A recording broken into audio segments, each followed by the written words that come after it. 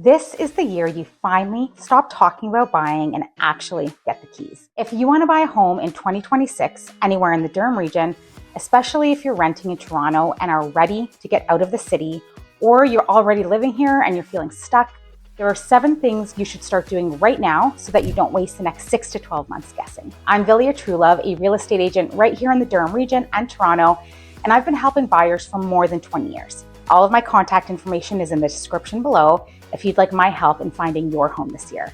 Now let's jump straight into step 1, because this is where most people either get stuck or they get surprised. So step 1, get real about your numbers. Before you even open MLS or start dreaming about that cute semi in Whitby, you need a clear picture of your numbers. Look at your monthly income, your debts, car payments, credit cards, lines of credit, student loans, and all of your regular expenses. And I mean all of them. Even though banks don't ask what you spend on groceries, daycare, date nights, or your kids' sports, which I know from experience adds up fast, you need to factor those in when you're planning for a home. The more detailed you can get, the more confident you'll feel. Once you've totaled everything, ask yourself what's realistically left over for housing costs, because it's not just the mortgage. There's also property tax, insurance, utilities, and maintenance. A good rule of thumb is for your housing costs to sit around a third of your gross income or less. But here's the big thing. What a bank approves you for and what actually feels comfortable month to month are often 2 very different numbers, because they aren't looking at all of your expenses. They'll look at your income, your debt, property taxes, and approximate heating costs. And that's it. I see so many first-time buyers get approved for an amount that would leave them feeling totally house poor. So step 1 is about awareness and getting honest with yourself about what feels sustainable. Step 2 is to book a strategy call with an agent, ideally me, much earlier than you think. A lot of people feel like they should wait until they've saved all their money, talked to a mortgage broker, and decided exactly what they want before reaching out. But that's actually backwards. You don't need to have everything figured out before you call me. In fact, that early conversation is where we start figuring out those things together.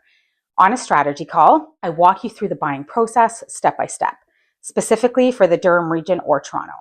We'll talk about how much money you'll need. That includes your down payment, closing costs, deposits, and when those payments are actually due. We'll go through your timeline, your lease, your family situation, and what's realistic for you. And I'll help you start narrowing down neighborhoods and home types that fit both your lifestyle and your likely budget. If you don't already have a great mortgage broker, I can introduce you to professionals I trust. I can also help you build the rest of your team, like a lawyer and a home inspector. And just a reminder, working with a buyer's agent is almost always paid for by the seller, not by you. A good local agent who really knows the Durham region will help you understand neighborhoods and price points.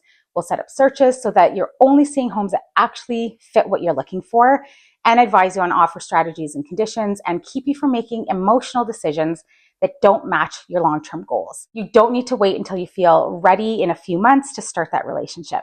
Some of my best client journeys started 6 to 12 months before they bought, and we use that time to educate, plan, and get them fully prepared. So don't wait until you're ready to call me. That early consultation is what helps you get ready the right way without guessing on your own. Step 3, once we've talked strategy, connect with a mortgage professional. If you already have someone you trust, whether that's a mortgage broker or a bank that you have a solid relationship with, then great. If you don't, I can connect you with mortgage brokers who understand Durham region buyers and who will actually take the time to explain things. You'll have your credit checked, provide documentation like job letters, pay stubs, and T4s, and show proof of your down payment. A good mortgage professional will give you a realistic pre-approval based on today's interest rates. They'll uncover surprises early, like credit issues, income that doesn't count the way that you expect, or missing documents. They'll explain different down payment options, like comparing 5% to 10%, and how they change your monthly payment and costs. They'll help you understand closing costs and your overall budget. This doesn't lock you into buying next week. It simply gives you a clear financial framework so that when we're looking at homes together, we're not guessing. And let me share something that I'm seeing way too often. You want a full pre-approval, not just a quick qualifier. There's a lot a mortgage broker can and should check before you put in an offer. I've had clients be told that they should wait to do the credit check until after the offer. When they pressed for it, guess what?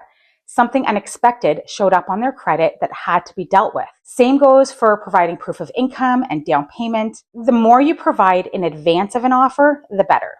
You want to work with someone who's willing to do the work in advance. Step 4, get crystal clear on your non-negotiables. This is where buyers can waste months because they're not honest about what they actually need versus what would just be nice. So make yourself 2 lists, must-haves and nice-to-haves, and thinking about it in a Durham Region context. If you're commuting to Toronto, access to the 401, 407, or GO train in places like Pickering, Ajax, Whitby, or Oshawa might be a must-have. If you work from home, that 4th bedroom, den, or finished basement might be non-negotiable.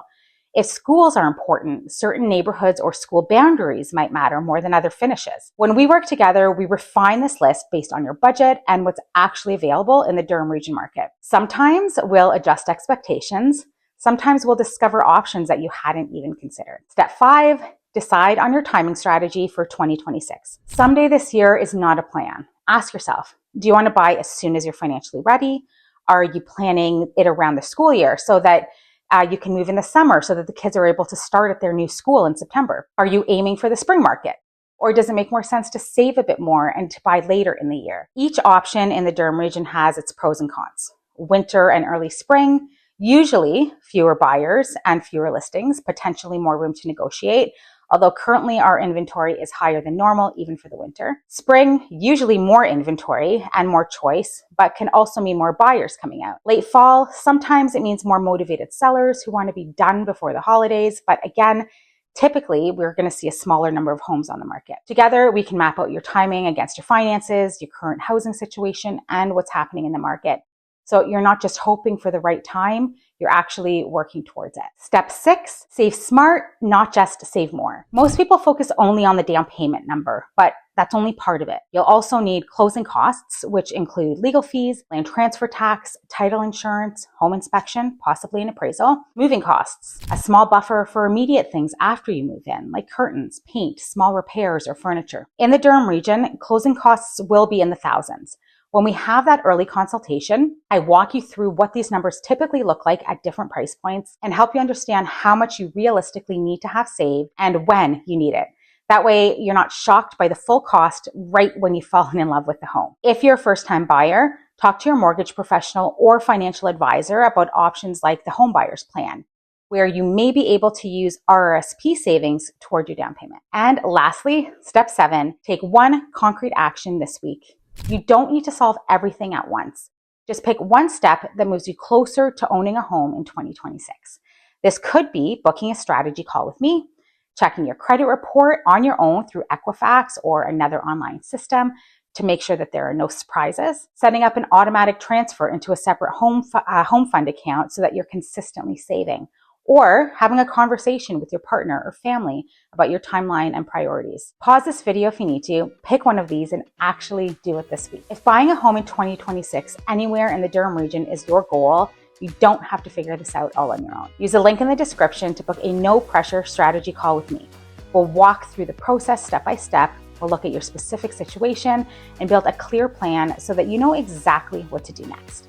I do these calls regularly with buyers moving to or within the Durham region, and it's often the difference between maybe someday and actually getting the keys. And tell me in the comments, what's the one step that you feel stuck on the most right now? Money, timing, neighborhoods? If you found this helpful, hit like, subscribe, and turn on notifications so that you don't miss my next videos about buying and living here in the Durham region. Thanks so much for watching, and I'll see you in the next one.